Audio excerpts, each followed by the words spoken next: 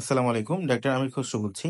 বাচ্চাদের পেটে গ্যাস জমার কারণে বাচ্চারা অস্বাভাবিক পরিমাণে কান্নাকাটি করে এবং অনেক সময় বমি করে। এই ব্যাপারে কি করণীয়? আজকে বহির্বিভাগে একজন রোগীকে হাতে কলমে শব্দ বুঝেন দেখালাম। কিছু? এটা বাচ্চার পেট ফাঁপছে।